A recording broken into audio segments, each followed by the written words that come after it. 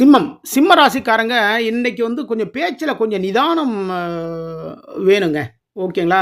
ஒரு பிசினஸ் சம்மந்தமான விஷயம் பேச போறோம். நல்ல பிசினஸ் சூப்பரா போயிட்டுருக்கு. இல்லங்க நான் சொல்ற இந்த ரேட்டு தாங்க. அப்படிங்கிற மாரிலாம் வந்து தயவுசெய்து பேசாதீங்க.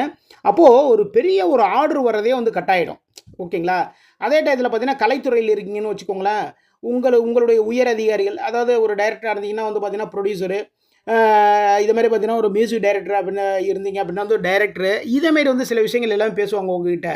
அப்படி பேசுறப்ப, இல்ல நான் பண்றது தான் கரெக்ட்டு. இப்படி தான் பண்ணணும், அப்படி தான் பண்ணணும்னு சொல்லி சொன்னோம்னா, அங்க வந்து பார்த்தீங்கன்னா, உங்களுடைய வேலைகளில் தடங்கல்கள் வந்து அதிகமாகும். அதே நேரத்தில பார்த்தீங்கன்னா, எதிர்பாராத சில பிரச்சனைகளும் உண்டு. அதனால தான் சொன்னேங்க, பேச்சில் நிதானம் தேவை. அதே நேரத்தில பார்த்தீங்கன்னா, எதிர்பாராத நன்மைகளும் உங்களை தேடிக் கொண்டு வரும். புதுசா ப்ராஜெக்ட் ஒண்ணு உங்களுக்கு வந்து தேடி வரக்கூடிய வாய்ப்புகள் இருக்கு. இன்று பூர நட்சத்திரத்திற்கு சந்திராஷ்டமம் இருக்கிறதுனால கவனமா இருந்துங்க. இன்று குரு பகவான் வழிபாடு பண்ணுங்க. மிக மிக சிறப்பு. இந்த நாள் இனிமையான நாளாக அமையும்.